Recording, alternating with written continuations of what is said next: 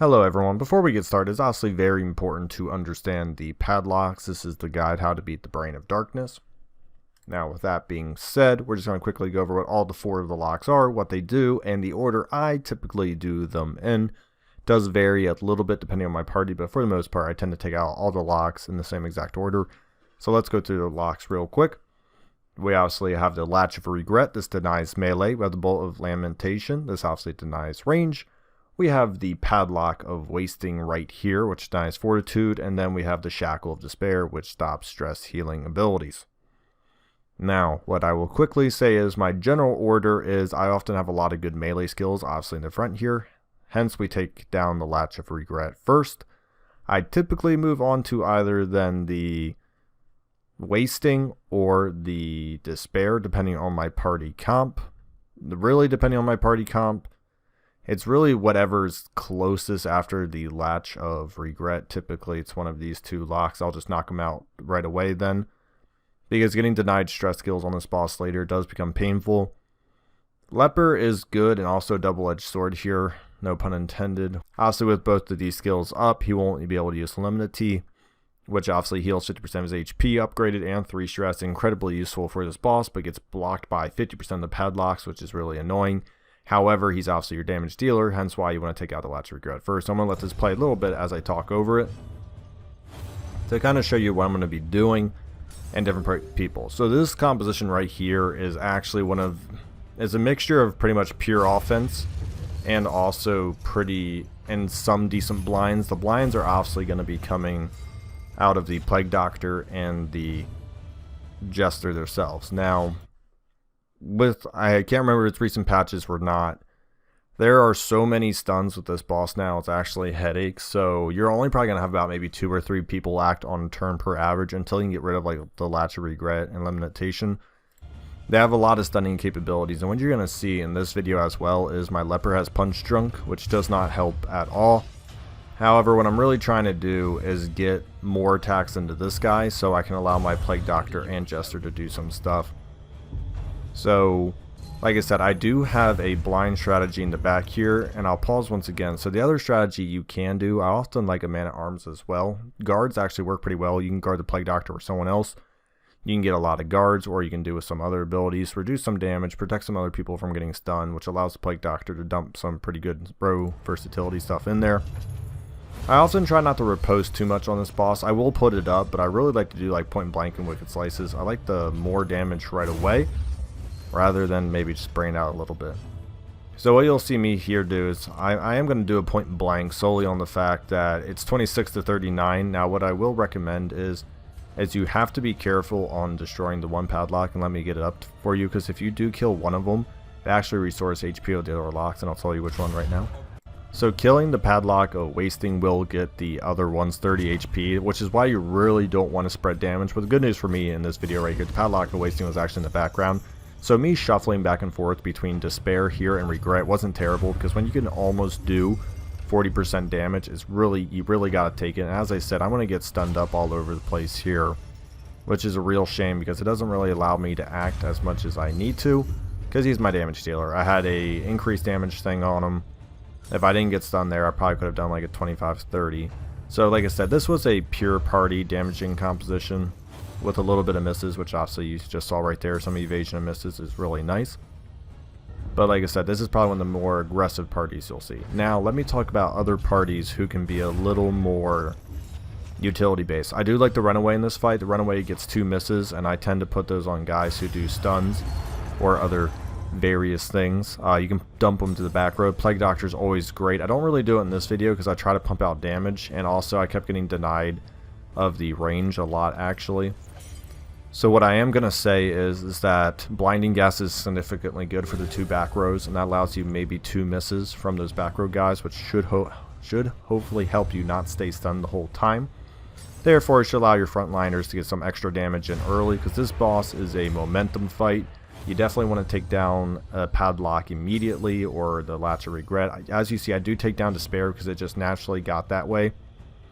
It doesn't really necessarily help me as much because obviously I still have the capability of melee not happening, but I was probably thinking, you know, with point blank, noxious blast, and some stuff on the Jester, it wasn't exactly needed.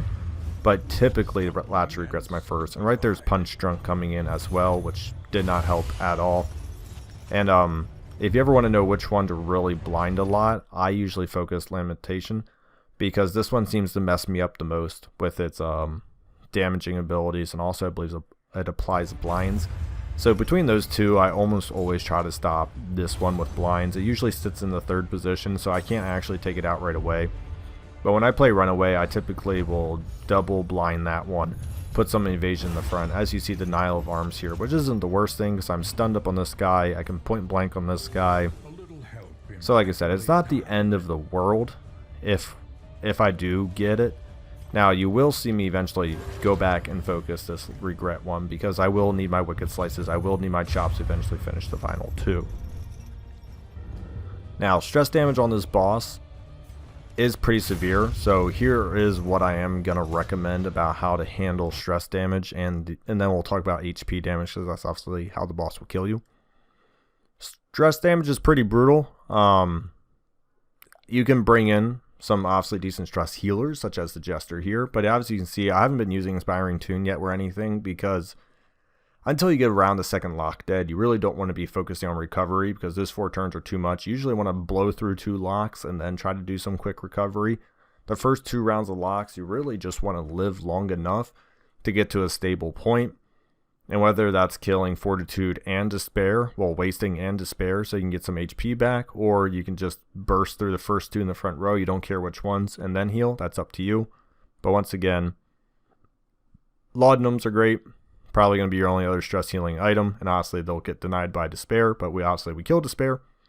So I do have Reflection, I do have Inspiring Tune on. I probably had Ounce of Prevention upgraded. I don't know if I brought it, I'd have to see next turn. So those are some ways to keep stress damage down. Now I'll play a little bit. Now for the HP is really hard, because pretty much the Occultist, Plague Doctor, and there's really not a lot of bleeds unless you bring in Occultist and bleeds, so Carterize is actually not exactly viable here, which is kind of a shame. So other great items to have on, I had on the Horn, which gives you, I believe, 1 or 2 extra strong attacks are really great. You can only bring in 1, but still impeccably strong. You saw that really strong beginning. Anything to remove blinds, so the Milk Soak bandages are great, especially for if you have to leper. Removing negative tokens is great. As you can see, we do have some down damage as well, so those add up as well if you can't do as much damage. Healing salves, triage kits, anything to give you fast HP but still act are great as well. And I'm actually a big fan of smoke bombs. Smoke bombs can apply 2 blinds, so if you have like maybe a smoke bomb on 1 pair, you have a runaway or a Plague Doctor, you can actually maybe 3 out of 4, 2 out of 4 latches constantly blinded for about the first 3 to 4 turns, which is all you need. You just need the back ones blinded, and then focus fire 1 in the front, try to get rid of that. As you see, we're in round 5, and I do have 1 down already, and I got 1 at half HP, and that's with my leper probably being stunned every other turn, to be honest. So if my leper was open, I probably could have had this Latch of Regret almost dead by now, because my Plague Doctor got stunned a couple times, my Jester got stunned a couple times. So if you are able to resist or miss a couple of those, it's not bad. High evasions is another way to keep up HP, and like I said, 75% protection on people like the Man-at-Arms is really good as well. Now, I would recommend having the Man-at-Arms in position 2 and protect a 4 or 3, because if you have them in position 3 and you protect position 4, often you get a double strike on you, and double strikes obviously go through protection, so you don't want to protect and then still have the individual hit that you don't want. So if it's striking 3 and 4, and 4 is your usually my Plague Doctor, so I like it hitting my Man-at-Arms. Also, having withstands on the leper is not a first bad move if you get Latch of Regret immediately, or it's not opportune time for you to do so yet. Maybe you have a blind token on, you're waiting for someone to take it off for him, so you can just use it before he has to go. But those would be my items. Remove negative tokens, heal, laudanums, and War Cry. Those are all really good. And also the blinding bombs. So if you have any of those laying around, I highly try to keep them there. As you can see, I keep getting my butt stunned up the whole time because of Punch Drunk, and I don't know what the base % chance of their stuns are, because I have actually a decent stun resist. I just kept getting absolutely dunked on, so I'm assuming it was Punch Drunk, which was just statistically terrible luck. To reiterate all these strategies, you have massive damage, which this party essentially is. This party can do decent evasion as well as blinding, but it's more of a pure damage party comp, which is why I kind of struggled here at the end, because I was being stunned the whole time and I just really couldn't pump out the damage needed. But the point blanks are great because they give obviously the combo token, which pairs well with either the leper, ignores his blind, and also pairs well with the plague doctor, because obviously you can noxious blast and get a 30% ignore that resist. But as you can see here, I'm just chronically getting destroyed, and the fact that I can't actually even use my leper, so that really sucks. Or I can't use my noxious blast. It is part of the boss, it's what the boss is meant to do. If you're going to lose somebody early on, I'd recommend you use the plague doctor to the best of their abilities and then kind of have them die away. The plague doctor, once you get rid of the latch of regret, it's pretty much done their job. If the plague doctor lives for 2 latches or 2 locks, whatever you want to call them, they've done their job essentially, because denial or reach won't hurt too much after that, and then you can just kind of focus on which one hurts more. Obviously don't spread it if you leave wasting left, because that'll heal 30 HP if it dies. So if you chip both of these down at the same time and then you kill wasting, it gets all that HP. So definitely don't split your damage. That's my first tip. And then obviously good relationships will always help. And the final tip I can give you about all these guys is the preparation before the fight is actually extremely important. You probably won't see, and I'll keep skipping around. I'll skip ahead just a little bit. You probably won't ever really see my Highwayman get stunned, because before this I had one of those things where it increases stun resist before next in. Well, guess what? I put that on the Highwayman because I knew the Highwayman was going to be my main source of damage. He doesn't self-blind. He isn't horribly reliant on the first 2 positions. I mean, where I was using him, yes, but traditionally not so much. So I wanted him to have it, and the punch drunk was going to happen anyways. As you see, I'll have a meltdown here, which is fine. You'll see I had really good relationships across the board. Having good relationships come in, so if you can buy a pig, you can buy a beer keg to get everyone to like each other. Massively recommend. But I was at the point in the game where I didn't really matter. Even if the Jester and Plague Doctor both died, it was game over. This thing had like 5 HP left, and yeah, had like 5 HP left, so it really didn't matter. I was going to kill it with either the Jester or the leper, and I had Trinket, which misses, gave me critical. So the weirdest of things is I actually wanted that to miss so I could critical into the padlock of wasting here.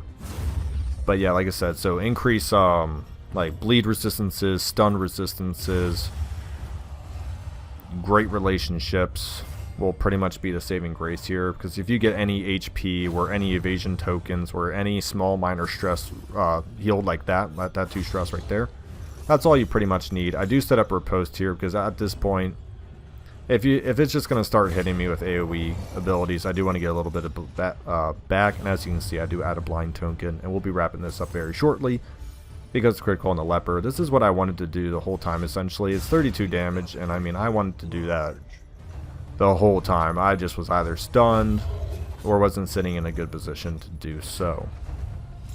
But yeah, any other items that give you positive positive items as well. There's items that will spawn positive tokens. There's items that will spawn protection tokens, evasion tokens, you know, whatever have you.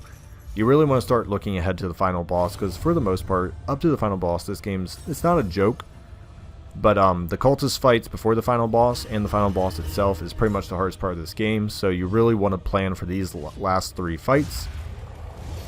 Start saving your best things. Don't assume you got it. And right here, once again, I really did not care the Plague Doctor died. That's why I never bothered healing the Plague Doctor or skipping the Plague Doctor's turn. They did their job. Boom, we kill it. It doesn't really matter what condition you're in at the end, because the game obviously restarts every time.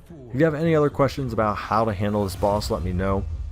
The order in which you saw me kill the locks here was the Padlock of Despair, which is, honestly, I'd argue about out of my norm. Usually it goes Regret, probably Despair, Wasting, and then Lamentation. Sometimes I'll just kind of literally kill these 3 first and leave this one left. It really depends on what my party's like and if the Plague Doctor is still being useful. If the Plague Doctor essentially dies, I leave the Reach one alone because the rest of my people are probably melee, and we want to get rid of this bad boy then. As I said before, thank you for watching. Hope you enjoyed. This boss is really hard since the patch. 90 HP on each lock is disgusting, and getting stunned every other turn is horribly brutal.